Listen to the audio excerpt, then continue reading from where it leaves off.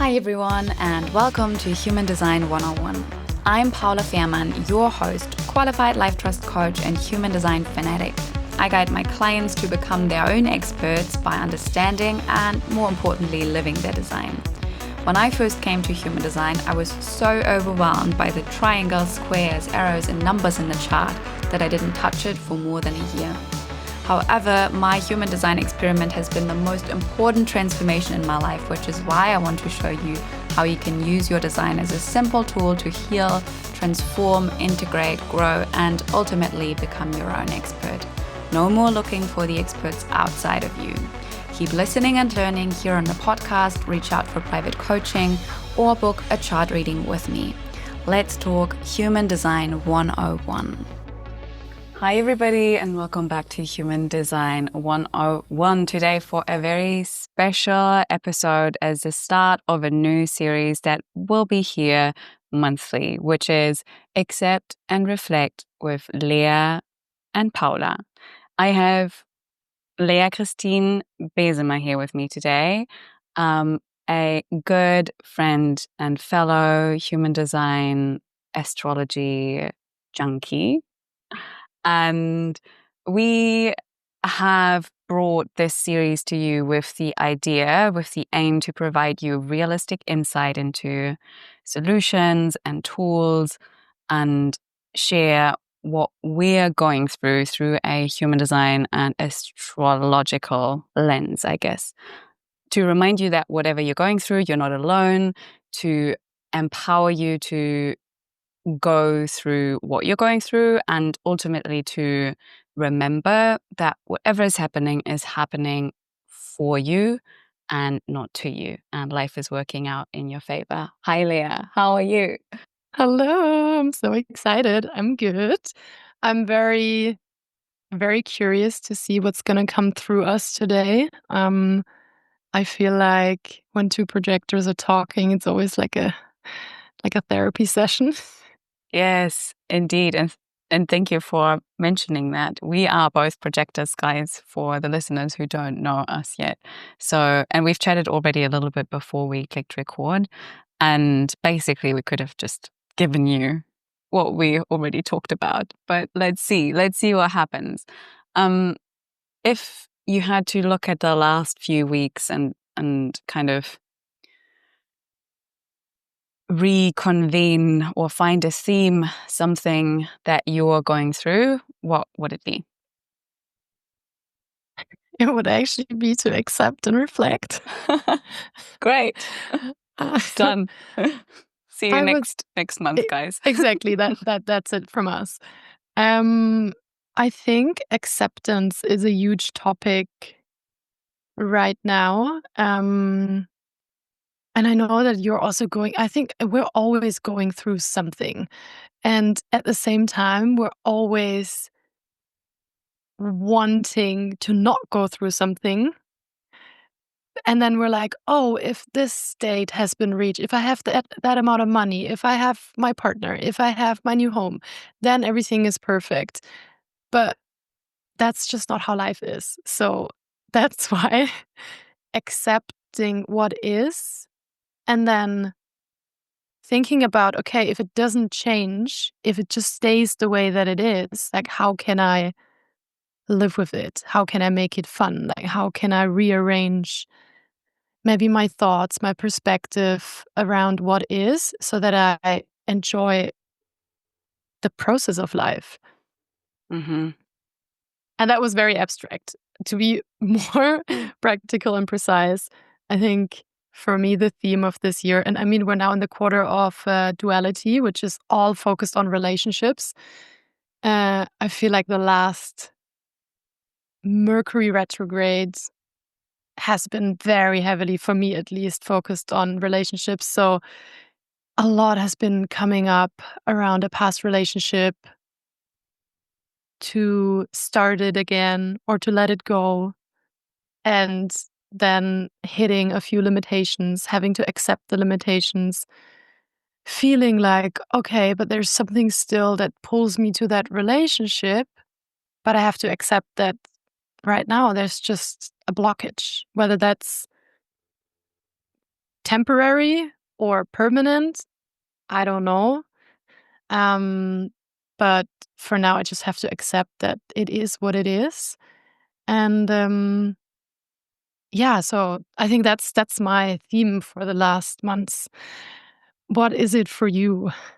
Very similar. And I always find that crazy when I speak to like friends that are close friends on like a spiritual level, whatever that means. But so I guess let's define it as someone who's aware and who is looking at life through a different or similar perspective than we do. I always find it crazy how the themes are just circulating for everybody. Like similar to you, I also had through the retrograde a theme coming up of waving my ex goodbye, which I thought was like totally done. I was like so happy that, we parted in like friendship over a year ago. And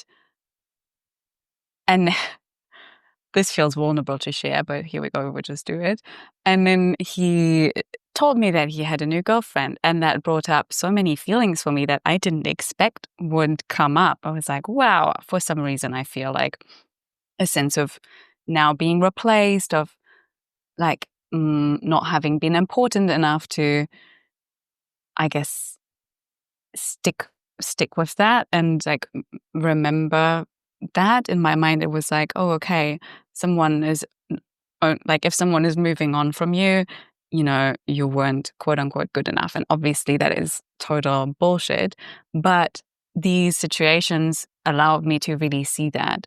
And I think this is kind of what we're talking about with the acceptance thing, that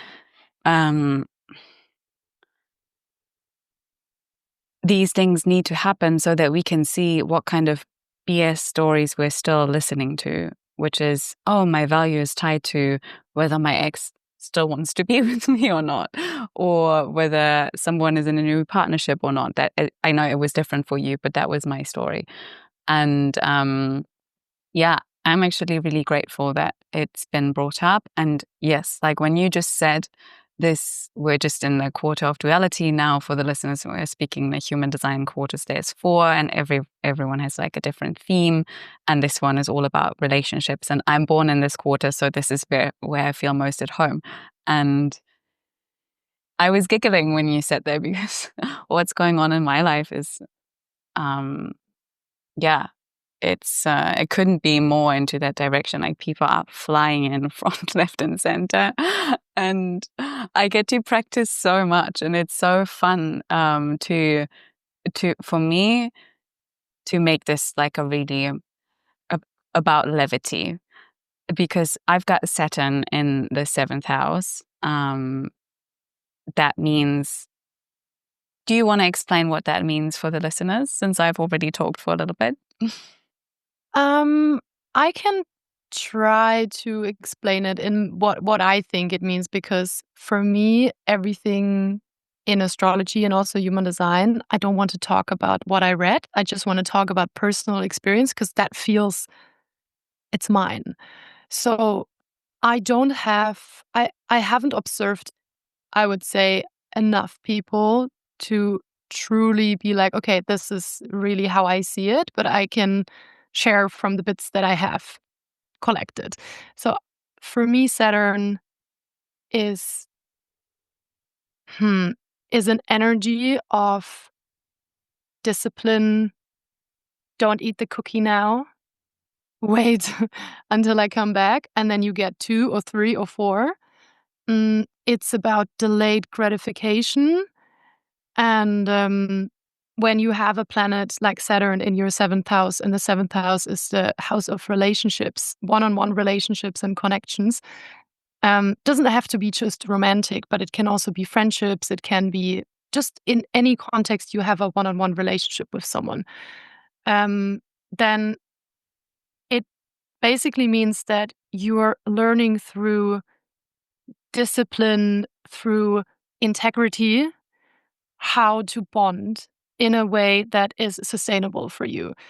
For me, I have a stellium in Capricorn, and Saturn in Capricorn. I have a North Node and MC in Capricorn, so I'm very familiar with this energy.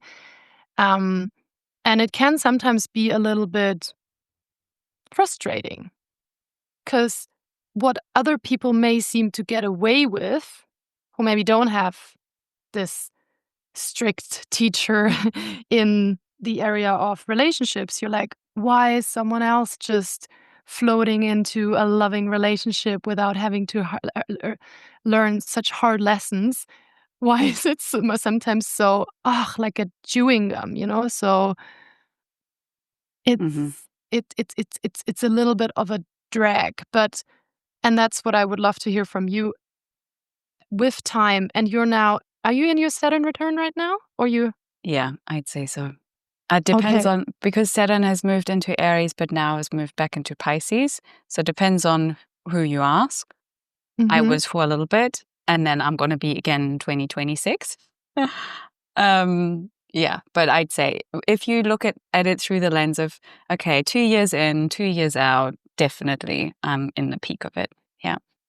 Okay, so do you notice, I would like to hear your perspective on relationships and how you see them, because what I like, if you tell me of Saturn in your 7th house, I mean, I know the rest of your human design chart, but for me, and I know you have Venus in Libra and Venus?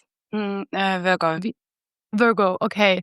So for you, it's probably relationships you've taken them very serious and you've been very analytical about them. Um, can you maybe share how that has felt for you? And maybe even for people going through their Saturn return, how were the relationships before and how do you perceive them now? And maybe even because now it seems like you get a little bit of a break Yeah. around the corrections. But from what I have learned in astrology is that this is a time of really like solidifying relationships Mm, and getting serious about them again. So yeah. how do you yeah, I want to hear your take on that. Yes, I think you summed it up really nicely already. Like, there's this feeling of discipline, of, wow, I really have to, like, and seriousness, like that. Relationship have, relationships have always been something very serious for me. Like, I've never taken it lightly in the sense of like, yeah, whatever happens, there's like a deep sense of like, okay, this is really important here. Um, and looking at it from this Saturn return lens is, oftentimes we say when you go through your Saturn return, then everything breaks away that wasn't aligned. And it really felt like that for me. Like, my long-term relationship ended like about a year ago. And since then, every like relationship that I've had, or every encounter that I've had, was again teaching me. But I reflected on that yesterday, and it's actually really fun because all the people I've been with, everyone is teaching me something different. Like, the first person was like, he taught me that I can trust my intuition, because when I met him, I had this feeling of something is not quite right with him, but he was very attractive. So it's like, whatever, let's The just carrot do was it. very shiny. Yeah. Yeah. And so he taught me how amazing it can be with someone sexually. And so I got expanded, if you wanna use it. And actually, let's wipe out these like um uh stereotypical spiritual terms. He showed me what I could have if I wanted to sexually with someone. And then he also taught me to really step away and draw a boundary about like, no, you can't treat me like this. Second person after him taught me how amazing it can be to be with someone who aligns on values. He was very spiritual. I didn't really know, I didn't really have to explain my worldview to him. He was like, same, super active, same like way of eating. So these parts of life flowed really easily with him. Um, and yet he taught me to let something go that is just not good enough. Like, he wasn't meeting me, um,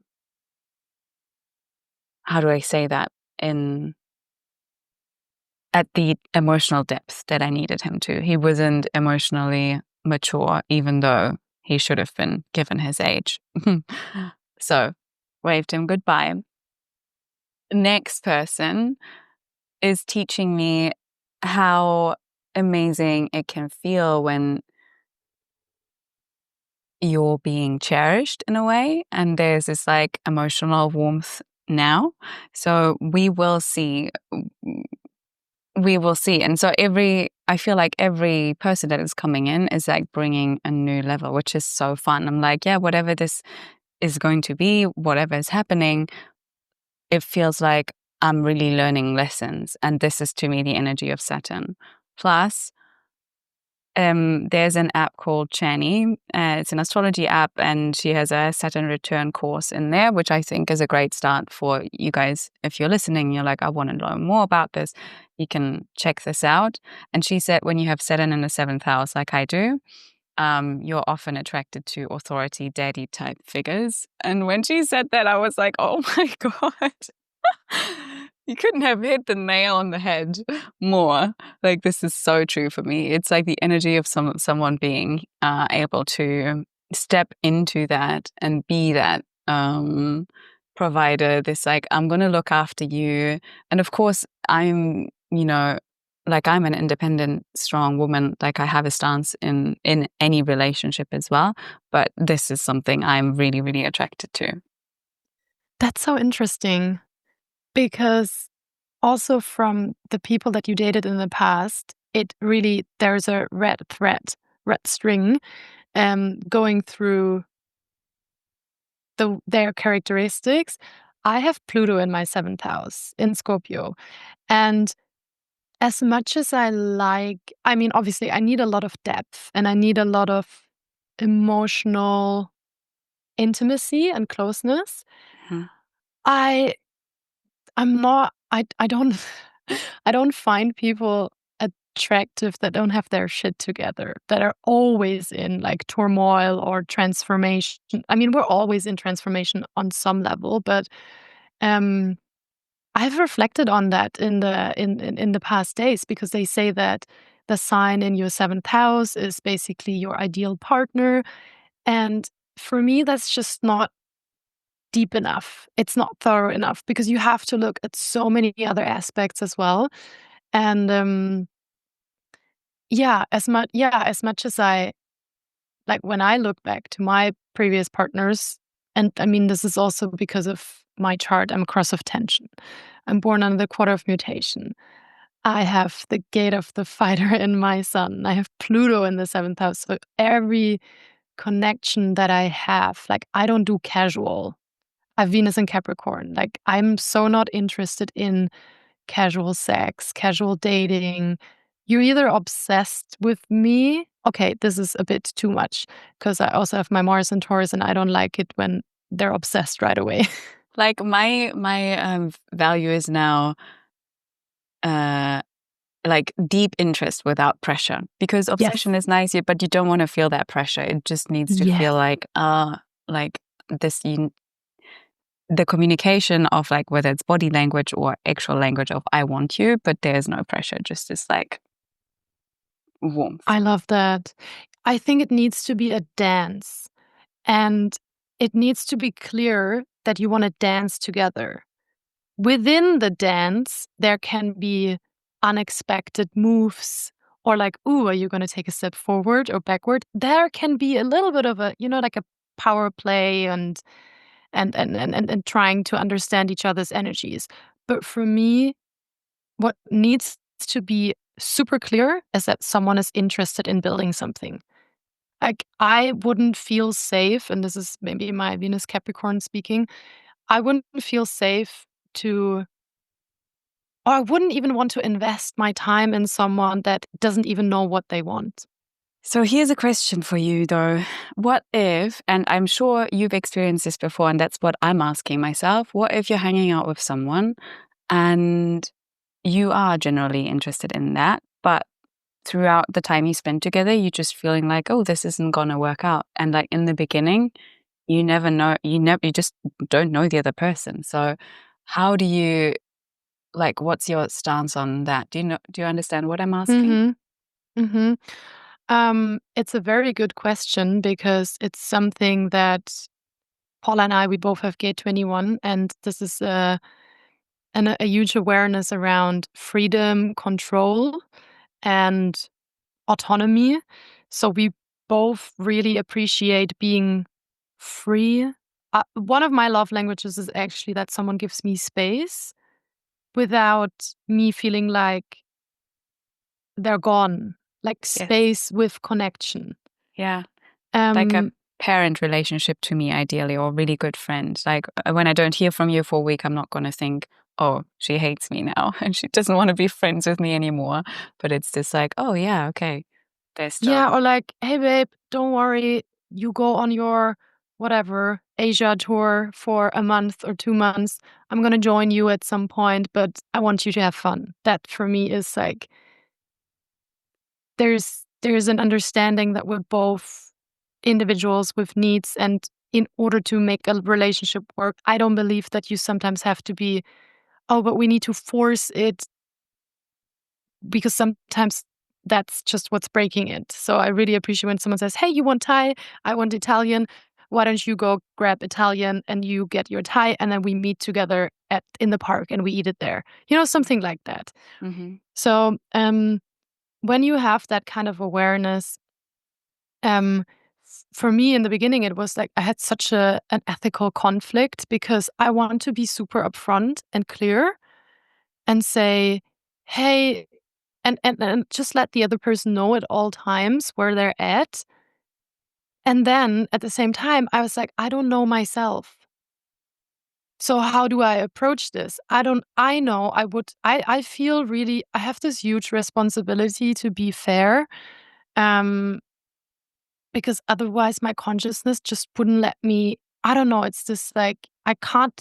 Saturn again, Saturn in the ninth house of my beliefs. Like, if I do not live up to my ethical standards, I feel like the Saturn, steady Saturn is just like, whip, Lea.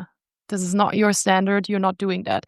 So I actually learned this through my last relationship, that you can stay in connection and just say exactly what you feel without leading someone on. Um, and you can just say, hey, at the moment, like for example, what I had in my last relationship is that it was very clear that we want to build something. It was clear, like, this is serious, like this is going towards marriage, kids, like From the something. beginning onwards, like from the first date onwards? Yeah, actually. Wow. Yeah. How did you But guys meet? we met on Hinge. Okay, I think on Hinge it's easier because Yeah. people already, like, very early on, it's a communication that you have because, like, well, And you you can also won't. filter it there. Yeah. But at the time, to be honest, I was a bit afraid of wanting something committed because I didn't fully own that yet. But then I tried to reframe it and I just see it like, okay, you don't go to a Chanel store trying on all the bags if you know you don't have the money.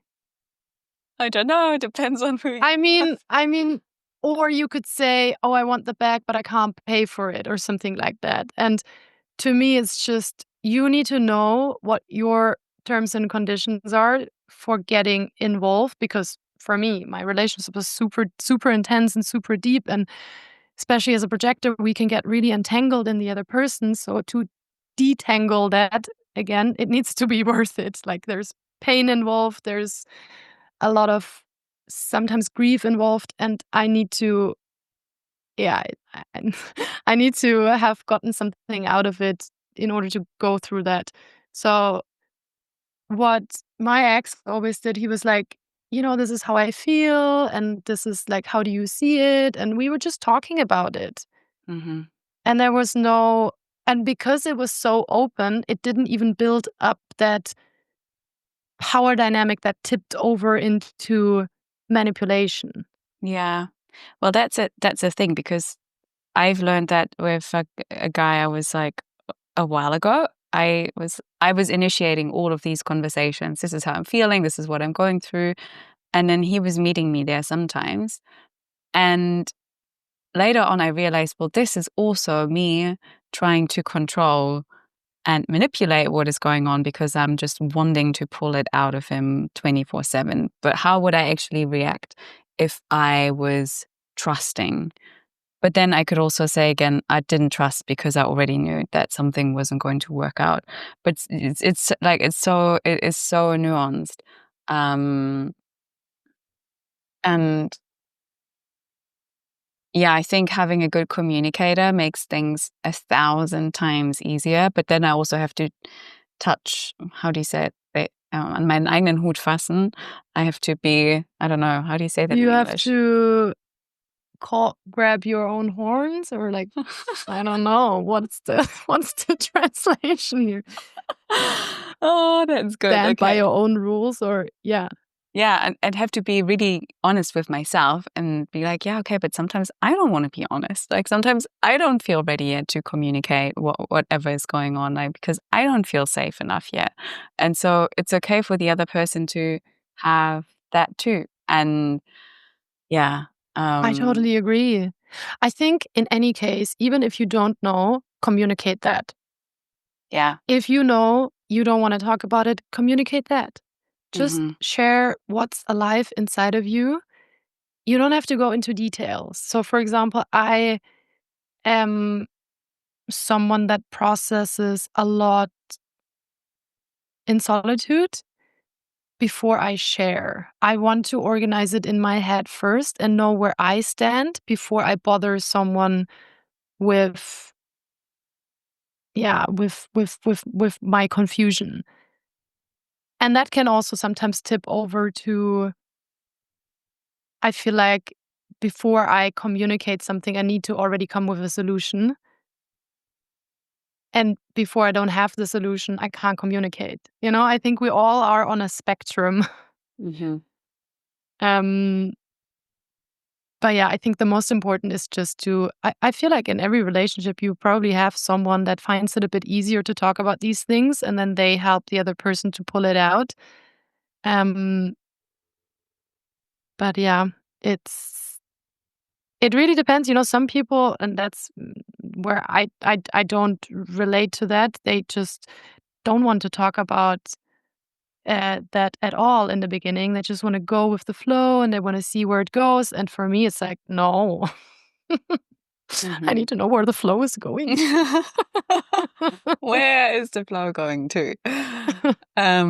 Yeah, I mean, and I was thinking that too while we were talking. Generally, not everybody, well, not just in the beginning, like some people just don't like talking about these things. People want different things out of connection. And I guess this is where we have gotten really clear, at least me over the last years, that yeah, this is something that is really important to me. Um, I think I think it's your personality Venus, or design Venus. I need to double check that. The gate that you have in there is something that you really value in relationships. And Yeah. that's 48 for me, so the gate of depth. And so if I don't have that, um, I it just doesn't feel worth it for me. But it's interesting because yeah, that wasn't I was going to say that wasn't always there, but I don't think that's true. I think the desire was always there, but I had no idea. Like if I think about myself, like 10 years ago, I just had no idea how to get there. I just didn't know how to communicate. I was so afraid of being seen with my vulnerability. I was so afraid of getting rejected if I showed myself fully. And we talked about this earlier, both of us, having this pattern of rather than withdrawing and not telling someone what is going on. And so it's a really cool practice. Actually, Leah encouraged me earlier to share something in like a vulnerable way and to just let someone know whatever is going on inside of me. And maybe I can share a little bit about the process of that because, I told you what happened and you said, well, you have to tell him. you have to tell him that you withdraw sometimes and you just wanted to give him space and freedom. And that to me felt like dying. And I was like, oh my God, no, that feels so terrible, because I was afraid of, the answer. But what I reminded myself, and you reminded me of that too in the process, is that it does not matter what the other person answers. It is about you standing in your own integrity. And and if I am looking to only feel good depending on the answer that I get from a person, it is like me tying my own value and my own feeling good to some external condition. And this is not what we're doing anymore in 2025. And so that was a really nice opportunity for me to practice that. And I actually walked away and I'm like, wow, I'm so grateful I got to practice that again today. This is so cool. Because every one of these like little moments where I'm like, oh my God, looking at these old patterns popping up again, I can just get a little more steadier in it. And I'm really loving that. So thank you It's for that. Oh, you're very welcome. I mean, you can be proud of yourself for actually doing it, because it feels always a little bit like a death. I don't know if it's an ego death, but it's a part of you that you're no longer giving attention to, and that part is dying, or it's, yeah, slowly deteriorating. And I think it's so interesting also. I mean, I love the South Node, North Node, um, because I was just thinking about, okay, what would that be for me? Because obviously your purpose is fulfilled through relationships, and you have a very heavy focus on relationships and learning within relationships, and growing. And this is not to say that if you don't have a similar, or you're not born under the quarter of duality, that you don't have a focus on relationships. It always depends on many different aspects in a chart. But um, I can see that for me, I sometimes, and also you have a transpersonal profile. So you need the other to fulfill your mission in this life. And I have a personal karma. So I can just, for example, someone triggers me or I get triggered. It's not that they trigger me. I get triggered by someone's actions or something is happening. I can go within and rearrange something in my mind or in my energy, and then I will have shifted and progressed. And what I see very often in people born under the quarter of duality is that these shifts happen with people. And for example, this is like, even having that knowledge helps me so much to now process my heartbreak, because you explained earlier that um, you found out that your ex is seeing someone new or they have a new partner. It was the same thing for me actually in February, but then the story kind of continued. And like when I found out that my ex had a new partner, all of these emotions that I bottled up came up again. And I was like, fuck, I'm still very, I have a lot of feelings for this person still. I thought I was over them. Um, and so,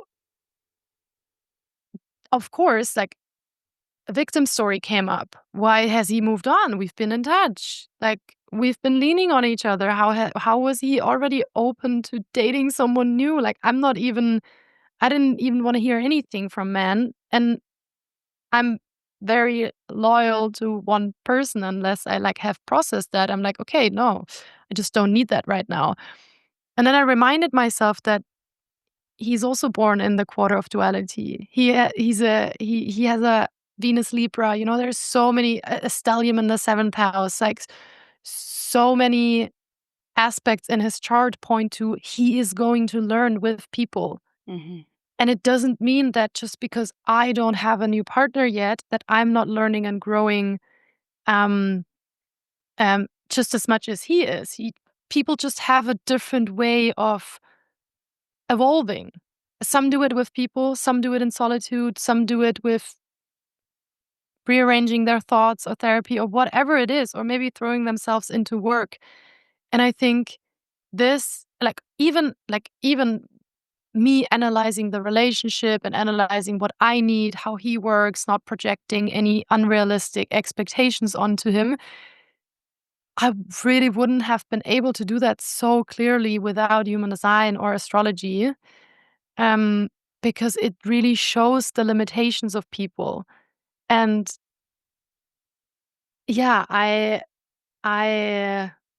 don't Do know you mean where I was going with this, but do you mean like your limitations or his limitations, or what do you mean by the limitations of people? um seeing people for who they are and Mm. for what they can do and loving them for that instead of wanting them to be someone else. Because I think what happens very often, and I'm pretty sure it's happening with me and my ex as well, is that we're projecting an ideal version onto them, and then we're holding them up to the standard of that ideal version, and we don't want to look at the reality, like, okay, but maybe this is the potential, because love always sees the pure form of a person. And then often in reality, this person comes with trauma. They come with attachment, with family stories, with real life everyday struggles. Um, and it would be painful to accept, okay, maybe the way that this person is right now doesn't match with what I need. And at the same time, going from that acceptance to, okay, this person is like this. Can I love them for who they are right now? But it all starts with the acceptance. If you don't accept, then you cannot progress. Mm. And I feel like I am doing that a lot on my own and thinking about things and reflecting. And now I have a completely new understanding about him and our relationship than I couldn't see it when I was in there. Hmm. Yeah, sometimes you need a little space to be able to get the full picture. And what you were speaking of reminded me heavily about Kabbalah as well. And you were the person that introduced me to Kabbalah. And for the people listening, and like Kabbalah is a spiritual system, I guess, also a part of human design, but not like, I guess, I don't feel it very strongly in human design, to be honest.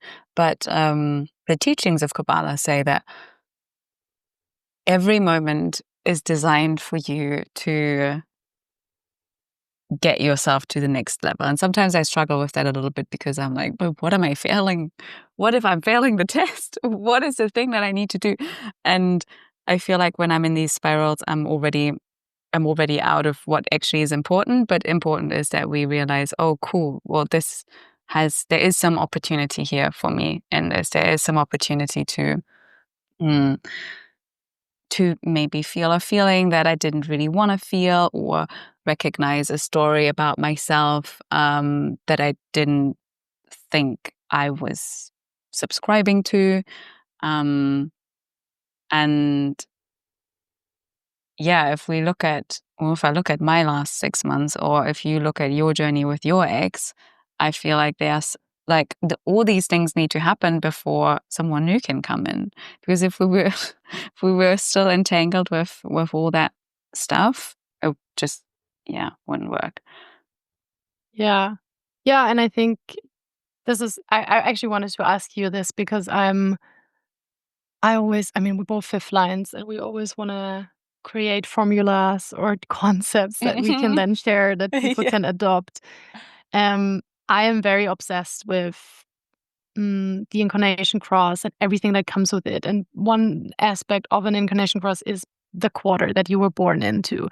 And so yesterday, these questions came up.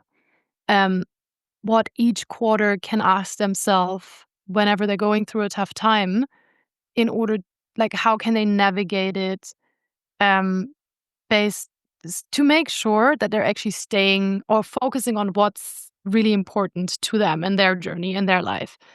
And so I want to start with the first one, and then we go through yours and mine as well. And I want to ask you if that like resonates. So maybe we can even talk about it in the next round if this is something that has helped you.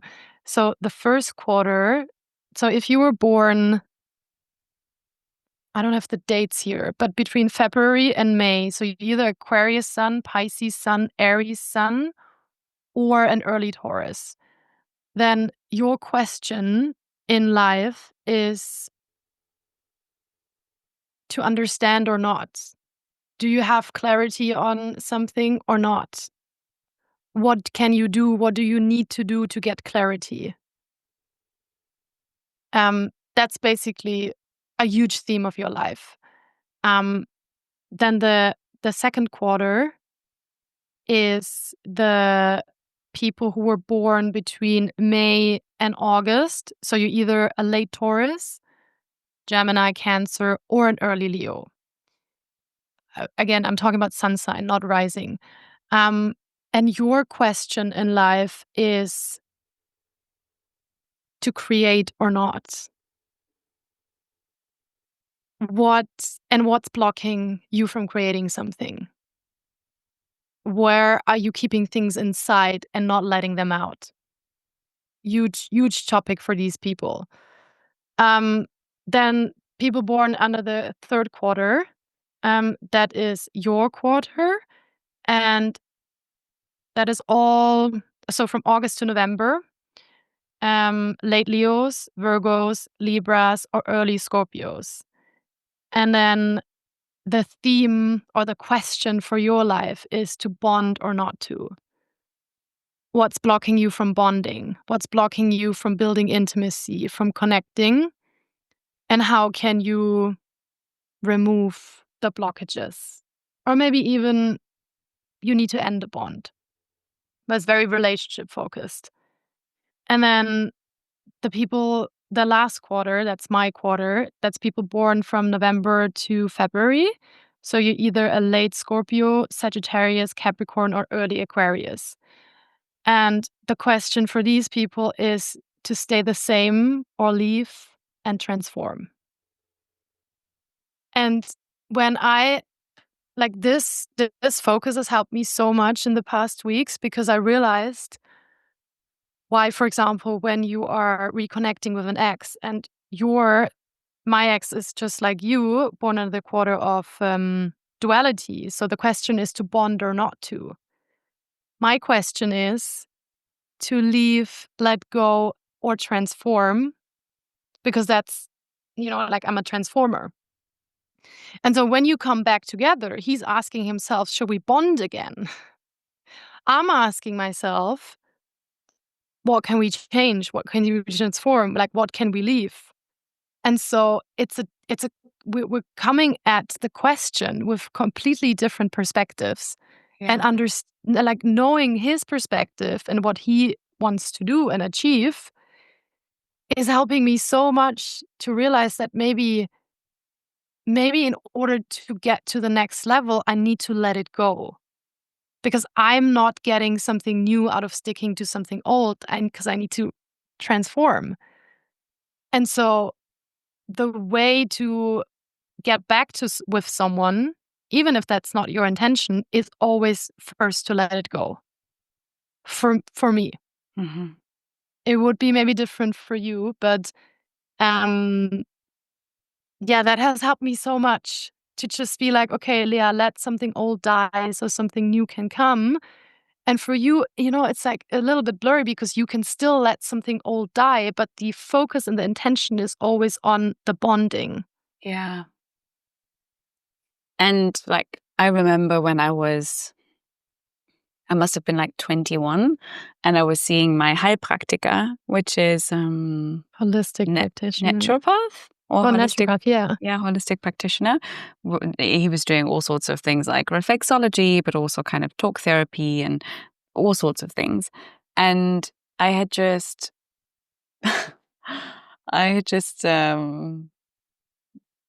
ended a thing or been ended with a guy that was like a very short thing, short but sweet. And I was so caught up in not understanding why. And I felt like I wanted to know the why. And he said to me, because he recognized that for me, it was all about this true bond or not. And I couldn't file it away because I didn't understand. And he said, Paula, relationships never end. They always just change. So you're never really like, this hasn't ended. You've just got a different standing with the person now. And I find that really helpful, the idea that for me, it's really about the question, like, to bond or not, is about, okay, how can I be myself in this bond? How can I let the other person be themselves in the bond? And then what does the bond look like eventually? Like, do we meet each other again? Do we not? Is it, yeah, it's maybe a little bit abstract now, but no, but it's interesting. So when you think about a relationship or a conflict, or you're assessing a relationship dynamic, do you think about, okay, how can we make this work? Like, how can we connect? Like, what's in the way of the connection? Or maybe we have to end the connection if we can't bond. Yeah, that's exactly it. It's like, okay, does it deepen or does it end? And it's really easy with friendships and good friendships, because I know now that whatever's happening is just an opportunity to deepen the bond, because I know that what I will say is going to be received in the same thing the other way. The other day, one of my best friends just shared something vulnerable with me and about me. Like, she wasn't sure how I was going to take it. And then when I replied the way I did, she was like, oh my God, I'm so glad you responded the way you did. And I'm so grateful for this relationship and the depth that we're creating together. And yeah, it's like, this is like my little rule of thumb, you're being vulnerable with someone, and the way they respond or are able to respond to that kind of shows wherever things are going. Are they curious? Can they ask you about what's going on? Can they not take it personally? Can they deepen the bond, or are they like, yeah, Like, is it safe to stay in the bond or to connect? yeah, Or is it healthy for you to do that with that yeah, person? yeah? But then it sounds to me like very similar to what your question is. Like, do we leave it, or do we transform? No, same thing. Do we stay in it? Do we leave it and transform? Yeah, I think for me it's more about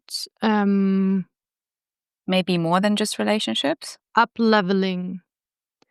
Yeah. So for me, I'm not focusing on bonding. I'm focusing on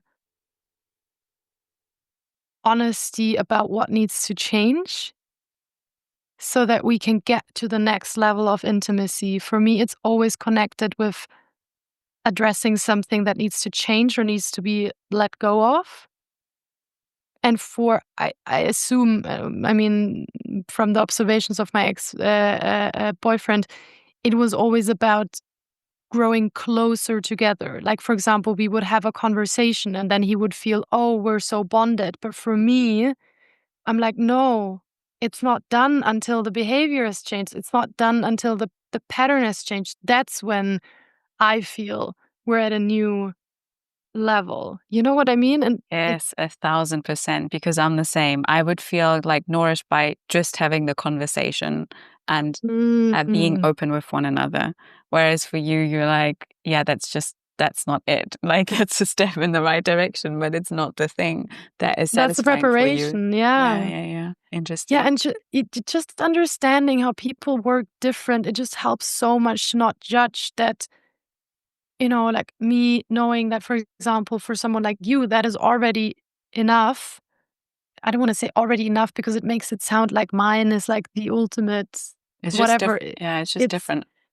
um it like we both have the channel of judgment, and I feel like people who have that channel, we have a huge potential to judge and criticize and constantly want to perfect and improve.